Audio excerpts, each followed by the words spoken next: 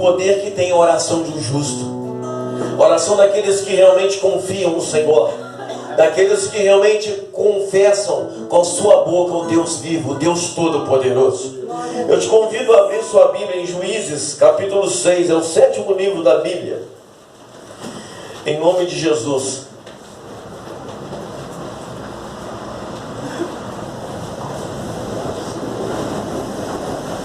Juízes, capítulo 6, do versículo 1 ao 6. Amém, igreja? Amém, Deus. Glória a Deus. Porém, os filhos de Israel fizeram o que parecia mal aos olhos do Senhor. E o Senhor os deu na mão dos midianitas por 7 anos. E prevalecendo a mão dos midianitas sobre Israel, fizeram os filhos de Israel para si, por causa dos midianitas, as covas que estão nos montes, as cavernas e as fortificações. Porque sucedia que, semeando Israel, subiram os midianitas, os amalequitas, os também do oriente, contra eles subiam. E punham-se contra eles em campo, e destruíam a novidade da terra, até chegarem a Gaza, e não deixavam mantimento em Israel, nem ovelhas, nem bois, nem jumentos. Porque subiam com seus gados e tendas, e vinham como gafanhotos em tanta multidão, que não se podia contar. Nem a ele nem os seus camelos, e entravam na terra para destruir. Assim Israel empobreceu muito pela presença dos medianitas. Então os filhos de Israel clamaram ao Senhor. Pode tomar assento em nome de Jesus. Glória a Deus. Como eu te disse, querido, nós vamos falar do valor da oração nesta noite. Essa história nós começamos ela um pouquinho, com luta, com dificuldade. A Bíblia nos relata, meu amado e minha amada irmã, que é um tempo que Israel está vivendo uma aflição. E a Bíblia vai nos dizer que Joás, pai de Gideão, ele constrói um altar para Baal. E querido, quando nós, como cristãos, deixamos de adorar ao nosso Deus, tudo ao nosso redor começa a se transformar ao contrário. Israel começa a sofrer, diz a Bíblia, por 7 anos, nas mãos dos midianitas, das mãos daqueles povos. E querido, a Bíblia vai me dizer que Israel está 7 anos em opressão. Que ele só tem uma coisa que realmente faz um cristão, um homem e uma mulher de Deus perder. Essa coisa que nos separa é o pecado. Quando nós pecamos contra o Senhor, quando nós não fazemos a vontade dEle, quando nós se miramos realmente, damos a glória do Senhor para quem não é devida, realmente nós começamos a perder. A Bíblia nos diz, meu amado e minha amada irmã, que Israel começava a plantar, mas nada frutificava, porque vinham os povos e roubavam tudo que Israel fazia. E a Bíblia vai nos dizer, meu irmão e minha irmã, que Israel começa a se empobrecer muito, Israel começa a viver realmente na miséria. Porque são 7 anos onde Israel só vai se empobrecendo, porque Israel começa a viver uma vida de adoração ao não nosso Deus, ao não ao Deus vivo, ao não ao Deus aquele que vive e que reina para todo sempre. Israel começa a se esconder, diz a Bíblia, que Israel faz cavernas, covas, fortificações. Israel começa a se esconder. Mas querido, aí vem um resultado e você pergunta para mim nesta noite: mas o cristão ele pode se esconder? Sim. Eu só conheço um lugar onde o cristão pode se esconder, e ele está no Salmo 91. Porque aquele que habita no esconderijo do Altíssimo, a sombra do Onipotente descansará. Então Israel, querido, está escondido, mas não no lugar que Deus queria que Israel estivesse. Israel está escondido porque, querido, quando nós pecamos, a tendência é nós nos afastarmos mais do nosso Deus. Mas como eu te disse, o poder de uma oração, a Bíblia vai me dizer que Israel clama ao Senhor. Israel começa a se voltar para Deus. Israel começa a realmente ver, querido, que eles estão andando num caminho totalmente adverso àquilo que Deus tinha para o povo. E a Bíblia vai me dizer que Israel clama ao Senhor. Sabe que o Espírito Santo, querido, está querendo dizer para você nesta noite, nesta campanha: ainda dá tempo de clamar, ainda dá tempo de orar, ainda dá tempo de você buscar o teu Deus neste lugar, e as coisas podem se transformar ao teu redor. E a Bíblia vai me dizer, querida e querida irmã, acompanhe comigo o versículo 7. E sucedeu que, clamando os filhos de Israel ao Senhor por causa dos midianitas, enviou o Senhor um homem profeta aos filhos de Israel, que lhes disse: assim diz o Senhor, Deus de Israel: do Egito eu vos fiz subir e vos tirei da casa da servidão, e vos livrei das mãos dos egípcios e da mão de todos quantos vos oprimiam, e os expeli diante de vós e vos dei a sua terra. E eu vos disse: eu sou o Senhor vosso Deus. Não temais aos deuses amorreus em cuja terra habitais, mas não destes ouvidos à minha voz. Como eu te disse, querido, Deus, ele é tão amoroso, ele é tão grandioso, que ele começa a explicar a Israel a consequência de que eles estavam vivendo. A Bíblia vai dizer que Israel volta os seus olhos ao Senhor. Israel começa a clamar ao seu Deus. E a Bíblia vai dizer, querido, que no mundo espiritual tudo muda quando nós temos uma ação na terra. Porque a Bíblia vai dizer que tudo que é ligado na terra é ligado nos céus. Glória a Deus.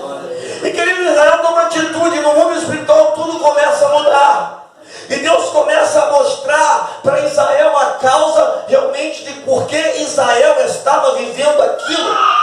O que eu amo no nosso Pai, no nosso Deus, é o seguinte: que o Senhor, querido, ele até nos vê pecar, mas ele nos mostra um caminho de volta. Ele nos mostra que ainda há esperança. Ele nos mostra que ainda a gente pode mudar o quadro de nossa história, quando nós voltamos a olhar para Ele, autor e consumador da nossa fé. Israel começa, querido, agora mudar todo o seu quadro. Israel começa realmente agora a ter de volta os olhos do Pai. Porque quando você olha para o Pai da terra, o Pai te olha do céu. Quando você clama ao Pai da terra, a Bíblia vai nos dizer que a nossa oração sobe como incenso perante o Senhor. E Deus começa a mostrar para Israel: olha, se vocês começarem a fazer a minha vontade, eu vou mudar o quadro da história de vocês. Deus está mostrando claramente para Israel o seguinte: olha, eu vos tirei do Egito, eu vos tirei do povo que vos oprimia, eu vos tirei da escravidão, eu fiz tudo por vocês. Mas sabe por que vocês estão vivendo isso? Lembra que eu disse?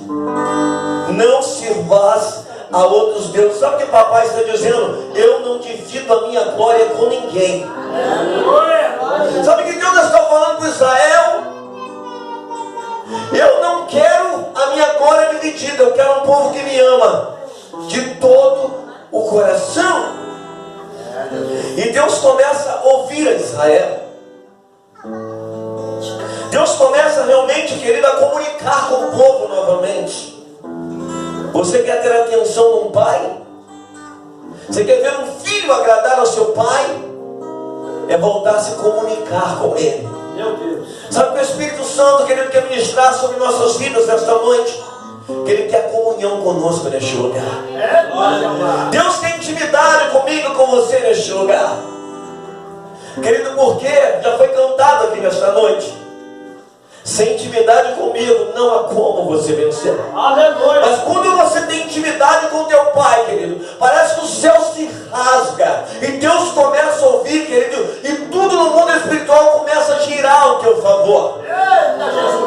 Porque Deus começa a restaurar a tua sorte. Glória a Deus. Querido, quer vencer nessa campanha que você está nesta noite? Quer sair vitorioso deste lugar? Quer testemunhar neste altar o que Deus pode fazer na tua vida? Ei, entra no centro da vontade do Pai. Aleluia. E o resto Deus vai fazer por você. Glória. Versículo 12. Então o anjo do Senhor lhe apareceu e lhe disse: o Senhor é contigo, varão valoroso. Mas Gideão lhe respondeu: ai, Senhor, se o Senhor é conosco, por que isso tudo nos sobreveio, do que é feito de todas as tuas maravilhas que nossos pais nos contaram, dizendo: não nos fez o Senhor subir do Egito? Porém, agora o Senhor nos desamparou e nos deu na mão dos medianitas. Sabe o que eu aprendo aqui, meu irmão, minha irmã? está havendo um tempo de miséria, está havendo um tempo de escassez, está havendo, querido, um tempo em que de maneira nenhuma parece que Deus vai se apresentar ao povo. Mas eu quero te dizer que o teu Deus, o meu Deus, é Deus de repente. A Bíblia diz, querido, que é de repente. Lembra lá da igreja primitiva? De repente o povo está reunido e de repente um vento impetuoso encheu toda a casa. Querido, bastou Israel clamar, bastou Israel voltar-se o coração para Deus, e de repente vai dizer a Bíblia que um anjo, ele chega até Gideão, e Gideão está malhando o trigo no lagar. Sabe o que eu aprendo aqui, meu irmão e minha irmã? Que Deus não precisa de ambientes para agir, Ele só precisa realmente de um coração voltado para Ele. Querido, a Bíblia vai me dizer que papai envia um anjo lá no quintal de Baal para falar com Gideão. Deus envia, querido, lá no terreno do inimigo algo, para Deus realmente transformar o povo de Israel novamente. E querido, foi de repente. Talvez Gideão não está esperando nada, Gideão não está pedindo nada, mas sabe que o Senhor está falando ali com Gideão através deste anjo? Você é resposta de um clamor. Sabe o que Deus está falando, querido, para Gideão naquele momento? Ei, você é resposta de uma oração. E Gideão não está entendendo nada. Gideão começa a questionar o Senhor. Se o Senhor é conosco, por que é que tudo isso nos sobreveio? Por que então, Senhor, que Israel está na miséria? Por que Israel está passando por tamanha tribulação? Mas, queridos, Deus às vezes não tem que nos dar explicação nenhuma, porque Ele é Deus soberano, Ele sabe de todas as coisas. A Bíblia vai me dizer, querido, que Deus não responde nada a Gideão naquele momento, apenas o seguinte: varão valoroso, o Senhor é contigo. Aleluia. Gideão, você não está entendendo nada, mas é você que eu vou usar para libertar o povo de Israel. É você que eu vou usar, porque o clamor dele chegaram até mim, e eu vou até você para te usar, para fazer diferente na vida do meu povo. E é interessante, meu amado e minha amada irmã, que quando o Senhor começa a falar com Gideão, Gideão começa a levantar alguns questionamentos, e ele começa, como eu te disse, meu amado e minha amada irmã, a questionar os planos do Senhor, a não entender nada. Aí no versículo 14, então o Senhor olhou para ele e disse: vai nessa tua força e livrarás a Israel das mãos dos medianitas. Porventura não te enviei eu?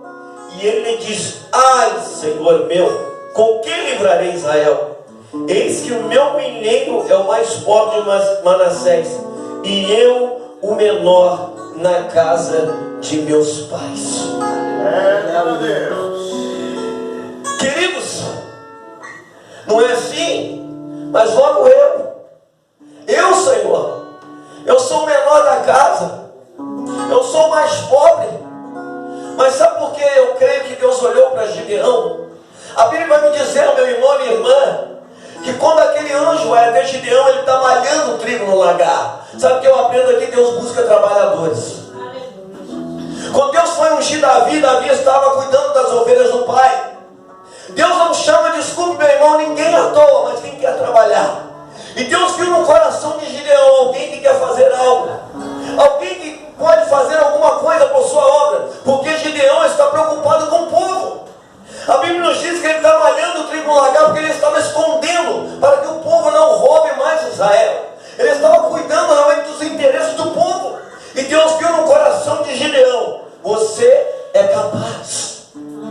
É você, Gideão, que é através da tua vida que eu vou fazer. E Gideão começa de novo. Não, primeiro ele começa a questionar tudo o que está acontecendo. Depois ele faz o seguinte: mas logo eu, o menorzinho da casa, o mais pobre. Ei, sabe o que Gideão não está entendendo? Que Deus pega as pequenas coisas, que Deus pega as coisas que são loucas deste mundo para confundir as sábias. Sabe, querido, não se surpreenda se de repente Deus começar a querer usar você neste lugar. Não se surpreenda, querido, que você se achando o menor da casa e o papai te chamar para a sua obra. É isso que o papai está fazendo com Gideão naquele momento. Gideão, você não está entendendo. É você. Você é a resposta de um clamor. Você é a resposta de uma oração.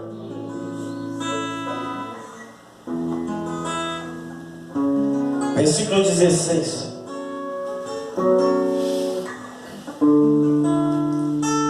E o Senhor lhe disse: porquanto eu hei de ser contigo, tu ferirás aos midianitas como se fosse um só homem. E ele disse: se agora tenho achado graças aos teus olhos, dai-me um sinal de que o Senhor é comigo. Rogue daqui, não te aparte, até que venha a ti e traga do meu presente, ponha perante ti. E disse: eu esperarei até que voltes. E entrou Gideão e preparou um cabrito e bolhos os asmos de um efa de farinha, carne, pôs um açafate e um caldo, pôs numa panela, e trouxe até debaixo do carvalho e lhe apresentou.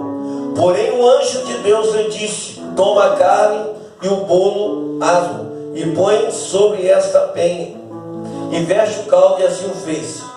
E o anjo do Senhor estendeu a ponta do cajado que estava na sua mão, tocou a carne e os bolos asmos.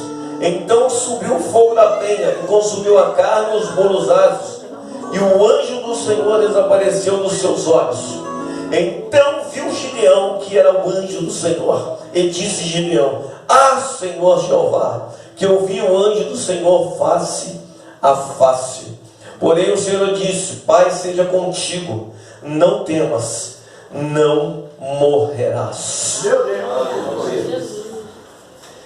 Queridos, ali o Senhor começa a mostrar sinais para Gideão. Gideão começa a falar: Senhor, se o Senhor realmente é comigo, se essa obra tua é comigo, me dá alguns sinais da tua presença.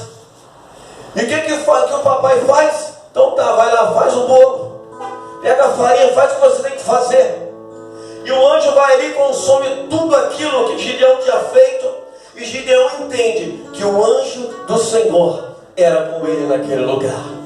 Querido, eu quero te contar um testemunho. Eu não sei se eu contei da outra vez que eu vim aqui, mas há momentos, querido, em nossas vidas que nós pensamos como Gideão. Quando está tudo atribulado, quando parece que os céus estão fechados sobre nossas vidas, quando parece que estamos vivendo numa pobreza tão grande espiritual, aí é que o Senhor chega. É aí que o Senhor aparece para nós. Querido, é um momento da minha vida que eu não conseguia orar mais, eu não conseguia falar com Deus. E eu falava: Senhor, cadê aquele anjo que o Senhor disse que andaria comigo, aquele anjo de guerra? Porque, irmão, diante de Deus que eu estou falando para você, aonde que eu ia, pastor? Chegava: olha, Deus falou para você não tem um anjo de guerra na tua vida. Todo lugar que eu ia, um anjo. E eu falei com Deus: Senhor, mas eu não estou tendo força nem para dobrar meus joelhos mais. O que está acontecendo?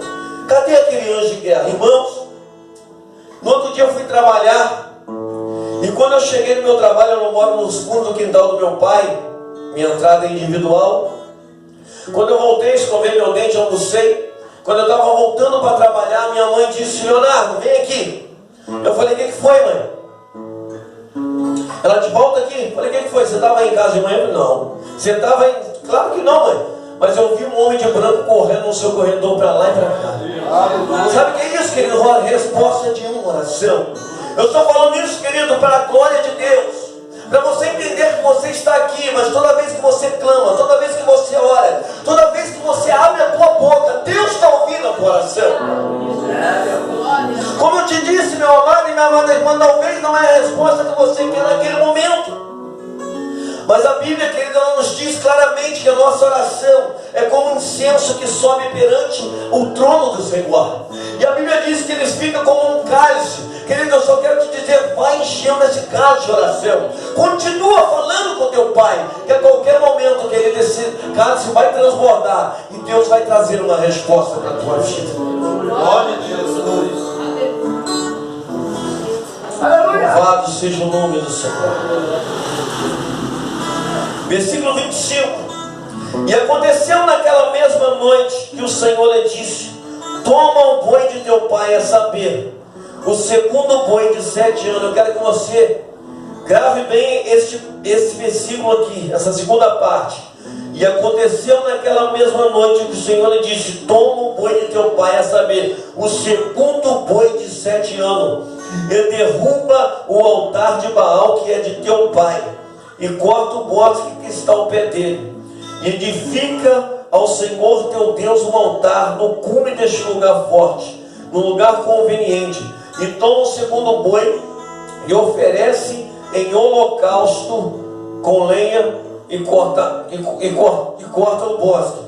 Então Gideão tomou os 10 homens dentre os seus servos e fez como o Senhor lhe dissera. E sucedeu que, temendo ele a casa de seu pai e os homens daquela cidade, não fez de dia, mas fez de noite. Queridos, agora eu te pergunto, olha o que o papai pede a Gideão. Olha, Gideão, quero que você faça o seguinte: derruba o altar de teu pai. Querido, não era de qualquer um, era do próprio pai dele. Aí eu te pergunto, querido, você está disposto a qualquer preço a fazer a vontade do teu pai? A vontade do teu Deus? Querido, o que importa? Agradar aos homens ou agradar a Deus? Gideão, agora que ele está diante de algo que ele vai ter que sacrificar, talvez a sua família naquele momento, para agradar ao Senhor, para o bem do povo de Israel, para o bem do povo de Deus. E Deus fala claramente para Gideão: ei, derruba o altar do teu pai. Querida, a Bíblia vai me dizer que aquele que ama pai, mãe, irmão mais do que a mim não é digno de mim, diz o Senhor. E Gideão tem que fazer, querido, a melhor escolha da tua vida: priorizar o reino e a glória de Deus naquele momento. Glória a Deus. E como eu te disse, querido, presta atenção, ele diz o seguinte: mata o boi, o quê? O de 7 anos. Aqui, querido, Deus tem algo com 7 que é incrível. A Bíblia vai me dizer, querido, que Deus construiu o céu e a terra em 6 dias. No 7º, ele descansou. E querido, este boi, eu creio que Deus permite, falando desta idade de 7 anos, para mostrar para Israel o seguinte: olha, eu quero que vocês entendam que isso vai ser um símbolo, para vocês entenderem que é através deste holocausto que vocês vão queimar e vão oferecer a mim, deste boi de 7 anos, toda vez que você lembrar disso, vocês vão entender mais uma vez que o Senhor livrou Israel. Meu Deus. Que o Senhor novamente está tirando vocês da opressão. E Deus está sinalizando claramente para Israel: olha, novamente eu estou dando a vida a vocês. Eu estou novamente mostrando para vocês que vocês podem vencer vivendo na minha presença, vivendo, obedecendo a minha palavra. E é isso que o Senhor faz com Gideão. E Gideão vai cumprir o que Deus mandara ele fazer. E Gideão, querido, vai fazer o que Deus mandou. E a Bíblia vai me dizer, querido e querida irmã, que alguns perguntam: quem destruiu o altar de Baal? Aí diz o seguinte: foi Gideão, filho de Joás. Aí chegam para Joás e diz o seguinte: olha, traz o teu filho que ele tem que morrer. Traz o teu filho porque ele que derrubou o altar. Sabe o que Joás fala? Ninguém bota a mão nele, ninguém encosta nele, porque quem encostar nele hoje mesmo vai morrer. Sabe o que eu entendo aqui, meu irmão e minha irmã? Não importa o que Deus te pede, se você fizer a vontade de Deus, você não morre. E Joás fala o seguinte: se Baal é grande, ele se contenda por si mesmo, mas meu filho ninguém toca. Meu Deus. No meu filho ninguém coloca a mão. Versículo versículo 24. Então Gideão edificou ali um altar ao Senhor, e lhe chamou: o Senhor é paz. E ainda até o dia de hoje está em Ofra dos Abiezritas. E aconteceu naquela mesma noite que o Senhor lhe disse: toma o boi de teu pai. Até aqui. Sabe o que eu aprendo aqui, meu irmão, minha irmã? Vamos para o versículo 26 para você entender a história. Eu li o 24 contigo. E Gideão edificou o quê? Um altar ao Senhor. 26. E edifica ao Senhor teu Deus um altar no cume, lugar fonte, do lugar conveniente. Toma o segundo boi, lhe oferecerás em holocausto com a lenha que cortares. A primeira coisa que eu aprendo aqui: é necessário edificar o altar para ter vitória. A Bíblia me diz que Gideão edificou. Edificar significa levantar o altar. Derruba o de Baal e levanta do Senhor. Querido, o Senhor não pode habitar em altar caído, em altar quebrado. Mas o Senhor disse: eu quero que edifica um altar. Gideão. Sabe o que o Senhor quer dizer para você e para mim com esta palavra? Ei, levanta-te, resplandece, porque já vem a tua luz, e a glória do Senhor vai nascendo sobre ti nesta noite. Querido, levanta, edifica o teu altar nesta noite. O Senhor quer o teu altar de pé para você vencer os teus inimigos. Outra coisa que eu aprendo aqui: altar levantado sem adoração não é altar. A Bíblia vai dizer no versículo 26 que Gideão oferece holocausto ao Senhor. Naquela época, meu querido, quando você oferecia um holocausto, era a mesma coisa de você estar adorando a Deus. E é isso que o Senhor fala com Gideão: ei, oferece-me um holocausto. Querido, a melhor maneira de você vencer como cristão e como cristã é oferecendo um holocausto de adoração ao Senhor. O irmão falou aqui nesta noite algo muito lindo. Eu estava ali ouvindo e observando. Não existe hino, e não é hino feio ou bonito. Existe hino realmente de forma como você adora. Importa o hino, querido, que seja, depende da tua adoração. Se você adora com a tua alma, querido, ele sobe como incenso perante ao Senhor. Ele sobe realmente como uma adoração viva ao teu Deus. Então, queridos, ofereça, querido, todos os dias da tua vida holocaustos de adoração ao Senhor. E adore ao Senhor. Capítulo 7. E Deus ainda está preparando a vitória de Gideão. Versículo 1 e 2. Então Jeroboão, que é Gideão, se levantou de madrugada, e todo o povo que com ele havia se acampara junto da fonte Oreb, de maneira que tinha o arraial dos midianitas para o norte, pelo outeiro de Moré no vale. E disse o Senhor a Gideão.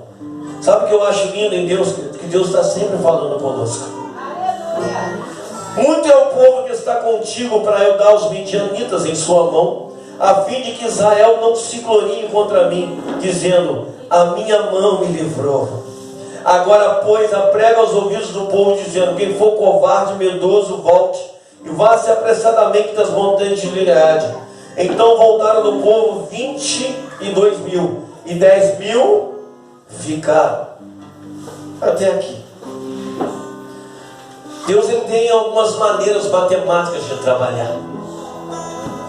Deus olha para Gideão e fala: não, é muito povo ainda para me vencer. Senão Israel vai falar que foi pelo braço dele, foi pela força dele. Não é verdade? E Deus começa a falar com ele: não. Vai limpando, vai tirando. Sabe como eu te disse? A glória tem que ser de Deus. Quando você, querido, tiver a sua vitória, a glória tem que ser de Deus. Eu vou te dar outro testemunho da minha vida. Há muitos anos atrás, Deus falou comigo que Ele ia me dar uma farda. E um profeta numa igreja pequena, aqui na Vila Isabel mesmo, falou comigo uns anos atrás. Ele até anda de bicicletinha às vezes aí, na bicicleta dele. Hoje eu assisti o vídeo até de Mobilete. E ele falava assim: olha, eu vejo Deus dando uma farda na tua vida, uma farda militar. Eu falei: amém, glória a Deus. E passou-se os anos. Aí eu fiz o concurso público, eu tinha sonho de ser funcionário público. Mas sabe o que eu acho lindo em Deus? Que Deus não quer nada que a gente venha se gloriar. Eu fiz o concurso, passei na prova, passei no exame físico, passei no exame documentário, fiz tudo. Tudo aquilo que tinha que ser feito no concurso. E eram 60 vagas naquele concurso. E eu fiquei em 89 no meio das vagas. Eram 60 vagas, eu fiquei em 89. Aí eu falei: e agora? O que fazer, Senhor? Aí, para complicar mais um pouquinho, querido, quando eu fui ver a lista de chamada de novo, eu já estava em 100 e pouco. Eu falei: agora não era, só Jesus na causa. Mas eu ainda tinha esperança da promessa. Aí, queridos, passou 3 anos e meio depois do concurso. Aí eu fui chamado, chegou um telegrama na minha casa. Aí Deus me deu a farda. Aí você deve estar se perguntando: por que Deus esperou tanto? Para mim não me vangloriar, para mim não falar: não, você estudou, você passou, por isso que você está aqui dentro. Não, Deus permitiu passar na prova, entendeu? Permitiu fazer todo o exame físico e não deixou entrar naquele momento. Sabe por quê? Porque a glória tem que ser de Deus. E sabe o que acontece aqui, meu irmão? Deus permite de 20 mil homens virar 300. E fala para a gente: